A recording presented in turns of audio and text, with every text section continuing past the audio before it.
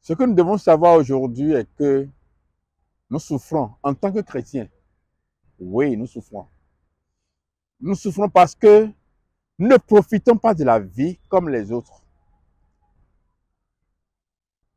Nos amis, dans le même service, peut-être par des moyens louches, s'enrichissent. Il est plus facile pour quelqu'un qui n'est pas chrétien de trouver une femme dans les rues sans connaître ses parents et puis de faire la vie avec cette femme-là,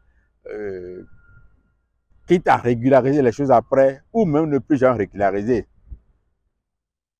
Il est plus facile pour un homme qui n'est pas chrétien de mettre en état de grossesse une femme et ainsi de devenir donc, c'est comme ça qu'il s'est marié. Et là, parfois, nous avons comme impression que nous, les chrétiens, nous souffrons.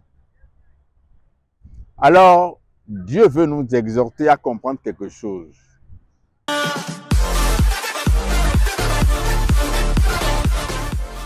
Bien-aimés dans le Seigneur, chers amis internautes, bonjour. Ce que nous devons savoir aujourd'hui est que nous souffrons en tant que chrétiens.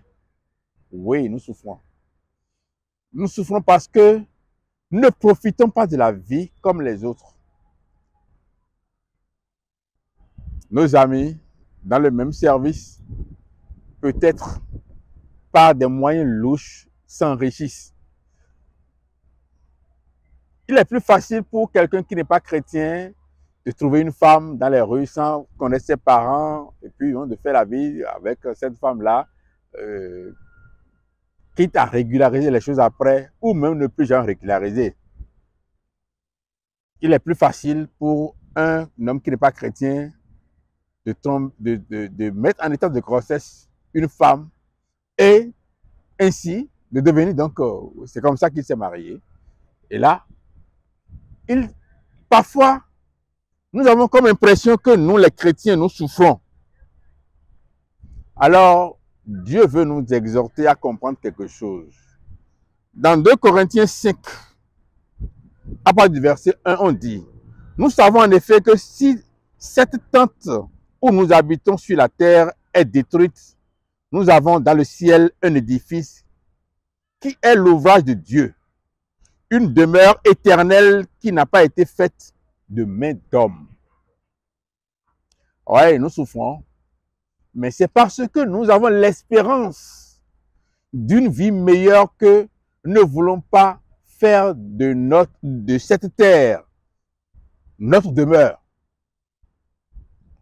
Celui qui est un vrai chrétien doit comprendre que lui, il est différent des autres. Nous sommes la race choisie. Et c'est parce que nous sommes la race choisie que nous devons nous comporter comme une graine sélectionnée à part. N'importe qui peut se quereller, peut se battre dans les rues et mener n'importe quel genre de vie. On va voir 1000 païens en état d'ébriété, alcoolique. Mais un seul chrétien dedans fera un problème. On va dire, oui, voilà, lui tient la Bible seulement, mais voilà comment il vit. C'est pour cela que celui qui est là-bas ne veut pas venir à Christ. Il ne veut pas venir à Christ parce qu'il ne veut pas être l'objet, il ne veut pas se soumettre à une loi, à un commandement de Dieu. C'est pour ça qu'il ne veut même pas venir. Mais aujourd'hui, ils ont la chance de trouver des gens pour leur dire, vous pouvez venir avec vos péchés et rester pécheurs. Mais je vous le dis, si le vrai chrétien ne constate pas une destruction de la tente qu'il habite, c'est qu'il n'est pas encore vrai chrétien. La chair doit être charcutée. La chair doit être détruite. On doit l'anéantir. On doit passer par l'esprit pour faire mourir les actions de la chair en nous. Romains chapitre 8, verset 13 l'a dit. Et c'est pour cela que nous sommes obligés, je dis bien obligés, de laisser détruire donc ce corps. Et c'est pour cela que je me rappelle que je l'avais dit dans une émission il y a un pasteur qui faisait, je crois, ses 80 ans, et lorsque les fidèles lui ont rendu visite et lui ont dit « Joyeux anniversaire, vous avez juste 80 ans », il dit « Oui ». Il dit « La tente se déglingue, mais le locataire se porte bien ». Ça veut dire qu'il connaît la différence entre cette chair et l'être intérieur qui habite la chair. Et je vous le dis, un autre pasteur a dit « Pourri dedans, pourri dehors ». C'est la loi de PD. Pourri dedans, pourri dehors. Et propre dedans, propre dehors. On ne peut pas avoir un homme intérieur pourri et avoir une apparence propre. Comme on ne peut jamais avoir une apparence pourrie de péché et l'âme qui est à l'intérieur sera propre. C'est la philosophie de ceux qui ne connaissent pas Christ, qui pensent qu'on peut être pourri dedans, non, pourri dehors et être propre à l'intérieur. Le salut, c'est pourri dedans, pourri dehors. L'homme intérieur est propre, alors il doit transmettre à notre apparence une sainteté, une paix, une joie, un respect de la parole de Dieu et un respect des autres. Oui, et c'est pour cela que si notre être intérieur a des problèmes aujourd'hui, nous sommes en train de souffrir, on ne peut pas tricher pour avoir de l'emploi comme les autres. Ça ne veut pas dire que nous serons chômeurs, hein? Non, pas du tout. Notre Dieu nous a promis toute bonne chose et il va le faire en son temps. Mais ce temps, il faut l'attendre. Ce que celui qui ne connaît pas Christ n'est pas prêt à faire, alors il est prêt à tricher, à profiter de tous les moyens pour corrompre et faire ce que Dieu ne peut pas faire. Si c'est une femme, il est prêt à offrir son corps pour avoir de l'emploi, lequel emploi peut-être elle n'aura jamais, ou elle ne pourra pas garder. Parce que si ce n'est pas le sexe qu'elle a eu, cela veut dire qu'elle n'a pas il n'y a pas le professionnalisme. Elle aura le poste, mais elle ne peut pas assumer, elle ne peut pas assurer. C'est ça le problème. Alors, aussi, nous gémissons dans cette tente, désirant revêtir notre domicile céleste. Si le chrétien ne gémit pas dans cette tente-là, il n'est pas chrétien. L'apôtre Paul a écrit à Timothée, du reste, tous ceux qui veulent vivre dans la sainteté doivent subir, doivent être persécutés. C'est une réalité. Si tout le monde vous applaudit, alors vous n'êtes pas encore un vrai chrétien. Il reste quelque chose. Vous devez être humilié, vous devez être hué, on doit vous traiter de tous les noms. Mais, lorsque c'est comme ça, nous gémissons dans cette tente. Nous désirons revêtir notre domicile céleste. Donc, prenez conscience qu'il existe un domicile céleste pour vous, hommes chrétiens. Oui, il existe. Jésus a dit, il y a plusieurs demeures chez mon Père. J'irai vous préparer une place et je désire que vous soyez là où je suis.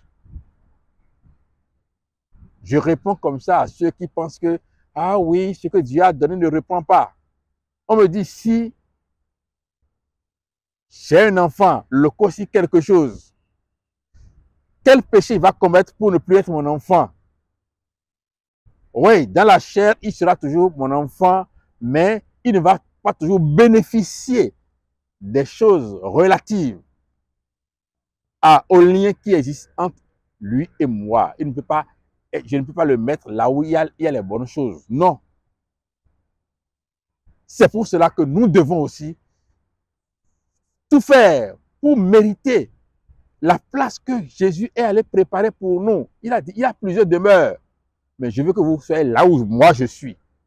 Ah oui. Ça veut dire que des gens seront ailleurs. Oui, des gens seront dans d'autres demeures de notre Créateur. Mais ils ne seront pas là où lui sera. Il allait préparer la place pour ceux qui aiment ses commandements, ceux qui le respectent. 2 Corinthiens chapitre 5 verset 4. Car tandis que nous sommes dans cette tente, nous gémissons, accablés parce que nous voulons non pas nous dépouiller, mais nous revêtir afin que ce qui est mortel soit englouti par la vie. Ce qui est mortel, c'est ce corps. Et si nous gémissons, nous menons le combat, c'est pour que ce qui est mortel puisse revêtir la vie. Et ce qui est mortel va revêtir la vie lorsque nous allons mener le combat jusqu'à la fin de notre vie. Tant que nous sommes sur cette terre, le combat continue. Tant que nous sommes sur cette terre, nous serons tentés. Les femmes sont là. Le sexe est là. La drogue, l'alcool, les rivalités, les querelles, les provocations, les humiliations sont là. La faim. Et c'est pour cela que l'apôtre Paul a dit, qu'est-ce qui va nous séparer de l'amour du Christ? Est-ce que les tribulations peuvent le faire? Le châtiment, l'épée, la faim, la nudité? Il ne veut pas dire par là que la vie éternelle est assurée, hein, comme certaines personnes ont l'habitude de le dire. Ils sont loin de la pensée de Dieu. Il veut dire par là que lui, il est prêt à supporter tout ça. J'ai vu un homme de Dieu, un homme qui se dit de Dieu, qui crie tout le temps, mais c'est comme ça que lui comprend la vie. Ce n'est pas ça. Soyez bénis afin que Dieu puisse vous faire revêtir cette nouvelle création, cette demeure, afin que le mortel qui est en vous, cette chair, puisse revêtir la vie. Soyez bénis. Amen.